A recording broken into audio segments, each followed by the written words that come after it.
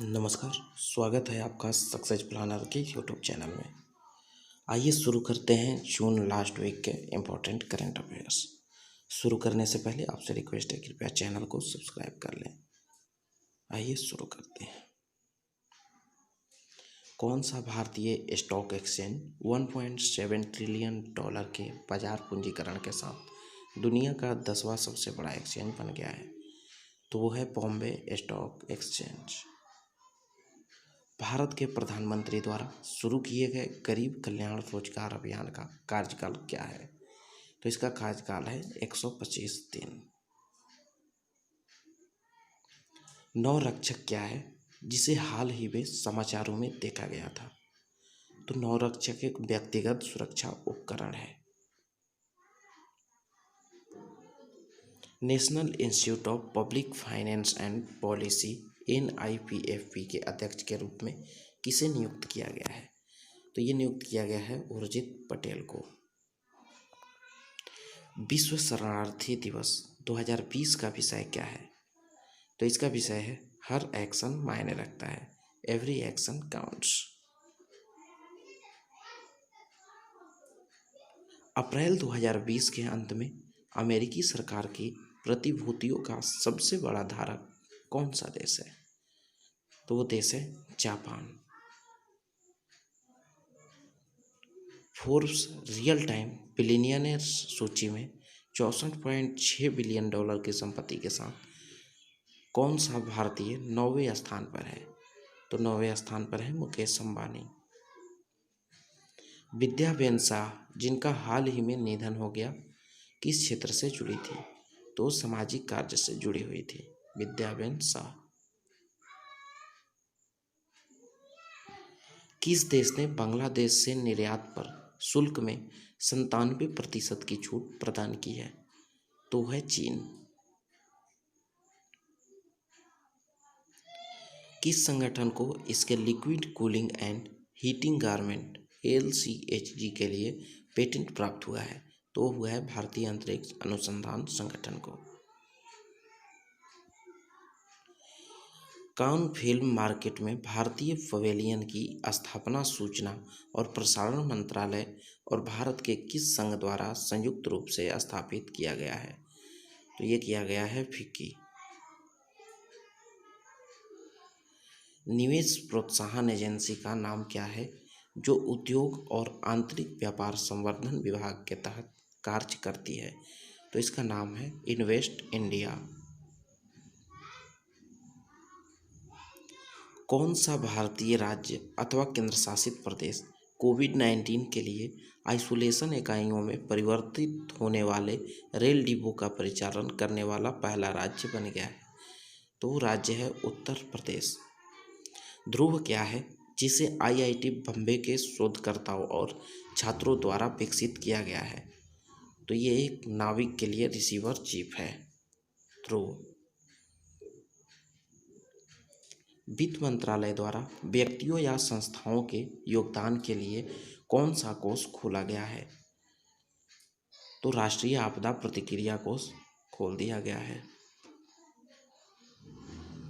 कौन सा संगठन 30,000 वेंटिलेटर का निर्माण कर रहा है जिसे PM केयर फंड से ऑर्डर किया गया है? तो वह है Bharat electronics limited. PM cares fund से हाल ही में 1,000 करोड़ रुपए के पहले आवंटन के लाभार्थी कौन हैं? तो उसके लाभार्थी हैं प्रवासी श्रमिक। उच्च शिक्षा संस्थानों के लिए मानव संसाधन विकास मंत्री द्वारा शुरू किए गए प्लेटफॉर्म का नाम क्या है? तो इसका नाम है युक्ति 2.0। किस ई-कॉमर्स पोर्टल ने विक्रेताओं को मूल देश का उल्लेख करना अनिवार्य किया है? तो अनिवार्य किया है गवर्नमेंट ई-मार्केटप्लेस ने। किस भारतीय राज्य ने स्कूली बच्चों को शिक्षा सामग्री प्रसारित करने के लिए रिलायंस जियो टीवी के साथ एक समझौते पर हस्ताक्षर किया है? तो वो राज्य है हरियाणा। कुशीनगर हवाई अड्डा, जिसे अंतर्राष्ट्रीय हवाई अड्डा घोषित किया गया है, भारत के किस राज्य में स्थित है? तो यह स्थित है उत्तर प्रदेश में। भारत में हर साल पासपोर्ट सेवा दिवस (PST) कब मनाया जाता है? तो यह मनाया जाता है 24 जून को। खाद्य और कृषि संगठन FAO के अनुसार ड्रोन के माध्यम से टिड्डी दल को नियंत्रित करने वाला पहला देश कौन सा है? तो वो देश है भारत। हाल ही में देविका और पुनेजा नामक 2 पुलों का उद्घाटन भारत के किस राज्य अथवा केंद्र शासित प्रदेश में किया गया? तो यह किया गया जम्मू और कश्मीर में। अंतर्राष्ट्रीय समुद्री संगठन IMO द्वारा मनाए जाने वाले डे ऑफ द सी फेयरर का विषय क्या है? तो इसका विषय है सी फेयरर्स आर की वर्कर्स। किस संगठन ने चंदन और बांस के वृक्षारोपण की खोज के लिए एक नई पहल शुरू की है? तो है खादी और ग्रामोद्योग आयोग। अमेरिका की अंतरिक्ष एजेंसी नासा ने इस अमेरिकी इंजीनियर के नाम पर अपने मुख्यालय का नाम बदलने का निर्णय लिया है। तो है मैरी W जैक्सन। कोविड-19 महामारी के लिए बीच किस अंतर्राष्ट्रीय संगठन ने गरीबी उन्मूलन के लिए गठबंधन लॉन्च किया है? तो किया है संयुक्त राष्ट्र ने। किस रेटिंग एजेंसी ने इस वित्त वर्ष में भारत की अर्थव्यवस्था के 5% सिकुड़ने का अनुमान लगाया है? तो अनुमान लगाया है S&P ने। किस केंद्रीय मंत्रालय ने नशा मुक्त भारत वार्षिक कार्य योजना 2020-21 लॉन्च की है? तो लॉन्च की है सामाजिक न्याय और अधिकारिता मंत्रालय ने।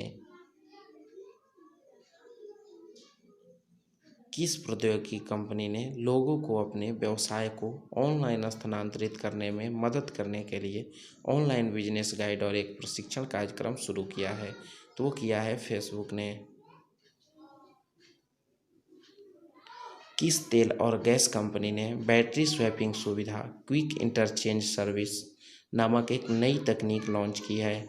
तो लॉन्च किया गया है इंडियन ऑयल कॉरपोरेशन के द्वारा। संशोधन के बाद लोकसभा और विधानसभा चुनावों में पोस्टल बैलेट के चयन के लिए मतदाताओं की न्यूनतम आयु क्या है? तो ये आयु है 65 वर्ष। सरकार द्वारा शुरू की गई taxable floating rate saving bonds 2020 का कार्यकाल क्या है? तो इसका कार्यकाल है 7 साल। किस भारतीय संस्थान ने प्रोजेक्ट प्राण तहत एक गहन देखभाल इकाई ICU ग्रेड वेंटिलेटर विकसित किया? तो यह विकसित किया गया है भारतीय विज्ञान संस्थान के द्वारा। बीमा नियामक और विकास प्राधिकरण IRDAI द्वारा नामित कोविड-19 स्वास्थ्य पॉलिसी का क्या नाम है? तो इसका नाम है कोरोना कवच। स्वास्थ्य मंत्रालय की समिति का प्रमुख कौन है जिसने सीरोलॉजिकल सर्वे की सिफारिश की थी? तो वो हैं VK पॉल।